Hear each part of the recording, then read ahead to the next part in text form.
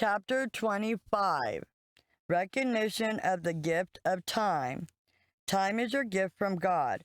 Time is creative. An acorn cooperates with time and becomes an oak tree.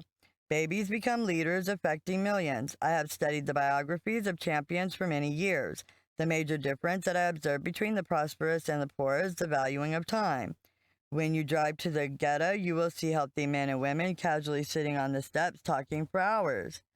Garbage is strewn everywhere. Disorder is rampant. They have chosen to invest their time in trivia while the prosperous are working.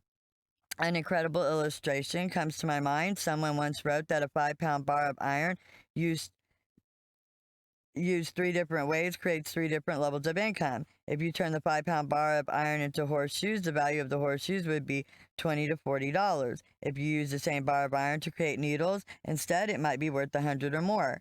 But if you desired to use the 5 pound of iron to create watch springs, the value of those watch springs would be over $3,000. Time has the same power. Some men use time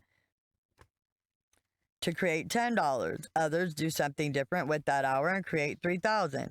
In my book, Secrets of the Richest Man Who Ever Lived, chapter 17 is one of the most powerful chapters on time you will ever read. I quote, "A major difference exists between the poor, the pauper, and the prosperous. That difference is the management of time. I cannot change your financial worth until I persuade you concerning the value of time.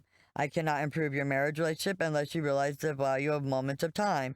I cannot unlock the mystery of uncommon ministry until you are convinced of the value of a simple hour of your time. The rich do not receive more than 24 hours a day. The poor do not receive less than 24 hours a day. Both are given the same gift from God, 24 hours each day. Every human has received the same amount of time. The difference is how you choose to invest your time." 6 facts you should know about managing your time. 1. Anything significant in your life will require the investment of time. When you hurry, you will increase the mistakes in your life. 2. Time invested in preparation will repay for you 1,000 times over. That is why years are invested in the designing of a single automobile for long-range financial rewards. Jesus referred to those who took the time to invest in the foundation of a house on a rock were wise. 3. Any time you invest in restoration of your energy and physical fitness will produce unforgettable benefits to you. 4. Your attitude toward time is revealed every time you make an appointment with someone. Precision communicates your respect for time. Punctuality sends a message. Time matters to me. 5. It is your responsibility to train those around you to respect your time. You do so by respecting their own time as well. Recently, I had to cancel an appointment. When I finally appeared for the appointment the next week, I paid that man for the previous week's appointment too. Integrity required it. 6. Successful negotiations will always require the investment of time. Those who overcome the temptation to hurry always control the transaction. 5 tips in making your time count. 1. Keep a visual list of your goals before you at all times. It may be in your notebook or on the walls of your office. What you see determines what you will pursue. 2. Establish a time limit on every appointment. Set your appointment for 10 to 10:20 instead of simply saying, "I will see you around 10." Precision electrifies any environment. 3. Always stay in movement toward your next appointment or goal. Those acquainted with the late President John F. Kennedy stated that every time someone was in his presence, they were conscious that he was moving toward an appointment with someone else.